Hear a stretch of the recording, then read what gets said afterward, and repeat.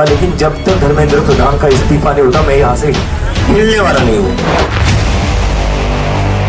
20 students के suicide करने के बाद भी एजुकेशन मिनिस्टर रिजाइन नहीं कर रहा है। इस्तीफा तो होकर रहेगा, मैं इतनी आपको गारंटी देता हूँ। फिर चाहे सामने मोदी हो, अमित शाह हो, धर्मेंद्र हो और कोई हो। मैं बुलबुल हूँ, एक छोटी कॉकरोच। मैं एक बहुत बड़ी IAS ऑफिसर बनना चाहती हूँ। धर्मेंद्र प्रधान इस्तीफा दो, तभी तो मैं IAS ऑफिसर बनूंगी। भारत माता की जय। एक छोटा कॉकरोच।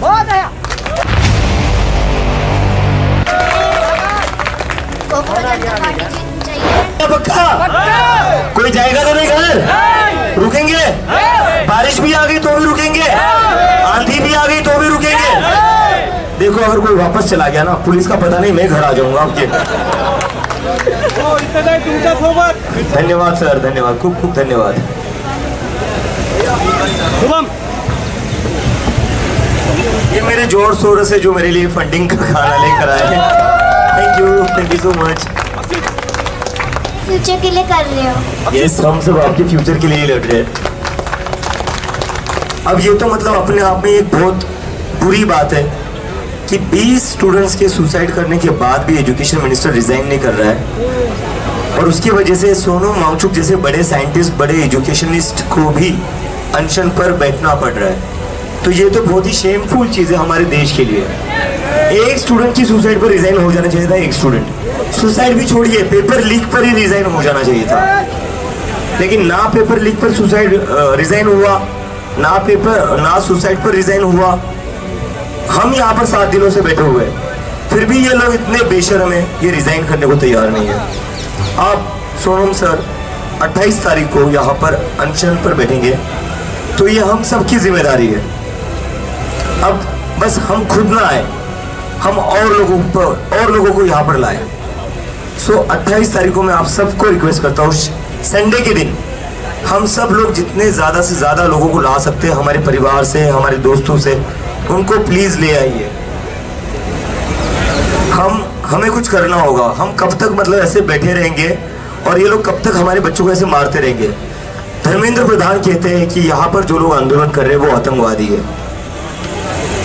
बेशर्मी देखिए इस सरकार की। एक तो इनकी वजह से बच्चे सुसाइड कर रहे हैं, और जो इन बच्चों के लिए जस्टिस मांग रहे हैं ये उन्हें ही आतंकवादी कह रहे हैं। तो ये तो सही बात नहीं है ना। तो मेरी आप सभी से रिक्वेस्ट है, अपने अपने इंस्टाग्राम पर वीडियोस डालिए, ट्विटर पर डालिए, व्हाट्सएप पर डालिए, जहाँ जहाँ हो सकता है वहाँ अपने वीडियो डालिए और लोगों को इनवाइट करिए कि सारे लोग जंतर मंतर को 28 तारीख को आए। इस देश के किसान तो आ ही रहे, अभी आप लोगों ने सुना होगा, देश के किसान तो आ ही रहे हमारा साथ देने, लेकिन आप लोगों को भी आप और लोगों को जोड़ना होगा। हमें इस मूवमेंट को और बड़ा बनाना है। और मैं इतनी बात तो आपको कह सकता हूँ, मुझे पता नहीं आगे क्या होगा क्या नहीं होगा, लेकिन जब तक धर्मेंद्र प्रधान का इस्तीफा नहीं होता मैं यहाँ से हिलने वाला नहीं हूँ। पिछले 7 दिन में धूप में बैठ लिया, पिछले जो कुछ अभी लास्ट के 2 दिन थे उसमें बारिश भी देख ली, आंधी भी देख ली, लेकिन फिर भी हम हिले नहीं। तो मेरी तरफ से आप लोगों को एक ही गारंटी है, मैं यहाँ से हिलूंगा नहीं। चाहिए तो आपका साथ। अगर आप लोग ऐसे ही साथ में बने रहे तो इस्तीफा तो होकर रहेगा, मैं इतनी आपको गारंटी देता हूँ। हम आपके साथ में। सोनम सर अनशन पर बैठेंगे तो ये प्रोटेस्ट और बड़ा होते जाने वाला है। ये प्रोटेस्ट अब छोटा नहीं होगा। मैं देख रहा हूँ हर रोज यहाँ पर पूरे देश से लोग आ रहे हैं। मैं जैसे ही सुबह उठता हूँ यहाँ पर 6-7 बजे कोई ना कोई भैया आ जाता है, वो कहता है कि मैं झारखंड से आया हूँ, कोई आ जाता है मैं भोपाल से आया हूँ, कोई कहता है मैं केरला से आया हूँ, कोई कहता है मैं उड़ीसा से आया हूँ। तो पूरे देश से लोग आ रहे हैं। जैसे जैसा एक एक दिन आगे बढ़ते जा रहा है ये आंदोलन तो बढ़ता जा रहा है। तो ये जो मोदी साहब को लगा था ना कि नहीं इन लोगों को बैठने देते, बच्चे देखते कितने दिन बैठेंगे, ये तो गलती कर दी मोदी साहब ने। अब बैठे हम अब उठेंगे नहीं हम, और ऐसा बैठेंगे कि धर्मेंद्र प्रधान को उठाकर ही मानेंगे। देखते हैं कौन ज्यादा दिन जिद्दी रहता है, कौन कितना अड़े रहता है। हमें तो यहाँ हॉस्टल जैसा फील आ रहा है, मन लग गया जंतर मंतर पर। सही में बताओ तो आप लोगों का मन लग रहा है या नहीं लग रहा है? मजा आ रहा है ना? यहाँ सारे दोस्त बन गए, एक साथ मिलकर हम देश देश को सुधारने के लिए लगे हुए, इससे बढ़िया चीज क्या हो सकती है? कौन यहाँ पर एक दूसरे को जानता था? मैं तो एक दो लोगों को छोड़कर यहाँ पर किसी को नहीं जानता था, लेकिन आज जब भी मैं सुबह उठता हूँ हर कोई मुझसे मिलने आता है, गले लगाता है। तो जो इस देश में नफरत फैलाई जा रही थी, जो इस देश में धर्म के नाम पर राजनीति की जा रही थी, जंतर मंतर से वो खत्म हो रही है। जंतर मंतर पर क्या हो रहा है? जंतर मंतर पर हम बस स्टूडेंट्स के लिए न्याय नहीं मांग रहे, जंतर मंतर पर हम नफरत की राजनीति को भी खत्म कर रहे हैं। एक मुसलमान भाई सबको खाना खिला रहा है, इससे बढ़िया क्या हो सकता है? और वो भी एक सिख भाई के साथ मिलकर।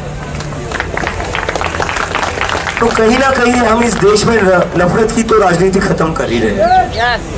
और ये नफरत की राजनीति थी जिसकी वजह से हमारे देश में बेरोजगारी बढ़ी है, जिसकी वजह से हमारे देश में पेपर लीक होते जा रहे हैं। क्यों? क्योंकि इस सरकार की प्रायोरिटी रोजगार है ही नहीं, इस सरकार की प्रायोरिटी एजुकेशन सिस्टम है ही नहीं। इस सरकार का प्रायोरिटी और फोकस क्या है? आप लोगों को हिंदू मुसलमान में बांटना। इससे होता क्या है? इनकी सीटें आ जाती है, आपके बच्चों को कॉलेज में सीट नहीं मिलेगी, इनकी इलेक्शन में सीटें आ जाएगी। यही होता है हिंदू मुसलमान की राजनीति से। तो मुझे लगता है ये प्रोटेस्ट से तो डर तो निकल गया है लोगों का। आज यहाँ पर जो भी इंसान आ रहा है ना, वो पूरे देश के लिए इंस्पिरेशन है, वो पूरे देश के लिए हीरो है। आपको देखकर और 10 लोग बाहर आएंगे। वरना सोचिए, आज से 5-7 साल पहले कोई हिम्मत करता जंतर मंतर पर यहाँ पर आने की? आप में से कितने लोग प्रोटेस्ट में पहली बार आ रहे हैं? हाथ ऊपर खड़े करके बता दीजिए। इसके पहले आप लोग किसी प्रोटेस्ट में गए थे? नहीं गए थे ना? आप लोग पहली बार आ रहे हो, सही बात है? बहुत सारे लोग पहली बार आ रहे हैं। मैं देख रहा हूँ कई सारी माँ अपने छोटे छोटे बच्चों को भी लेकर आ रही है, कई सारे पिता अपनी बेटियों को भी लेकर आ रहे हैं। तो एक बात तो क्लियर हो गई है, हमारे अंदर का डर खत्म हो गया है। खत्म हुआ है ना आंटी? खत्म हुआ है ना अंकल? किसी के अंदर डर बचा है अभी? डर नहीं होना चाहिए, हमारी डेमोक्रेसी है। अगर डेमोक्रेसी में भी डर डर कर जीना पड़े तो वो डेमोक्रेसी नहीं है, फिर वो अडोल्फ हिटलर वाली डिक्टेटरशिप है। तो किसी को भी डरना नहीं है सवाल पूछने से। सवाल पूछना गलत नहीं है, हम गलत चीज़ों के लिए सवाल नहीं कर रहे, हम जो सही है उसके लिए सवाल कर रहे हैं। जिन बच्चों की मौत हुई हम उनके लिए न्याय मांग रहे हैं। तो किसी को भी डरना नहीं है। सोचिए, हम लोग तो बस धूप में बैठे हुए हैं, हम लोग तो बस थोड़ी बहुत बारिश बर्दाश्त कर रहे हैं। कुछ परिवारों ने अपने बच्चे खो दिए, उनके लिए हम इतना तो सहन कर ही सकते हैं ना। कुछ दिन तो हम यहाँ बैठे रह सकते हैं ना, उनके लिए तो हम लड़ सकते हैं ना। अगर हम लड़ना बंद कर दें एक दूसरे के लिए, तो पावर में जो लोग बैठे ना, वो चाहते ही हम खत्म हो जाए। तो हमें एक दूसरे के लिए लड़ना सीखना होगा, और अभी उसकी शुरुआत हुई है। और मुझे पूरा यकीन है कि इसके बाद इस देश में किसी के साथ भी कुछ गलत होता है तो हर कोई एक दूसरे के लिए लड़ेगा, क्योंकि ये देश तभी बचेगा जब हम एक दूसरे के लिए खड़े होंगे। हमें एक दूसरे के लिए खड़े होने की बहुत ज़्यादा ज़रूरत है, और जंतर मंतर से हमने दिखा दिया है कि अब हम भाई की तरह एक दूसरे के साथ खड़े रहेंगे, फिर चाहे सामने मोदी हो, अमित शाह हो, धर्मेंद्र हो, और कोई भी हो। ठीक है? अच्छा, इनको कुछ कहना है? मैं बुलबुल हूँ, एक छोटी कॉकरोच। मैं एक बहुत बड़ी IAS ऑफिसर बनना चाहती हूँ।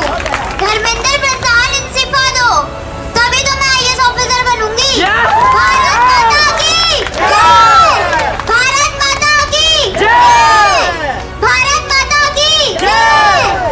हमारा हाथ शैफी है, मैं एक छोटा कॉकरोच। जीतेगी, इस्तीफा मिलेगा। लगता है इलेक्शन हो गए। अगर स्कूलों में इलेक्शन करवा जाए तो कॉकरोच जनता पार्टी की पूरी मेजोरिटी से सरकार बन रही है। अरे सर, प्रधानमंत्री नहीं बनना है। मेरी डिग्री असली है सर, मैं नहीं बन सकता। मेरी डिग्री असली है।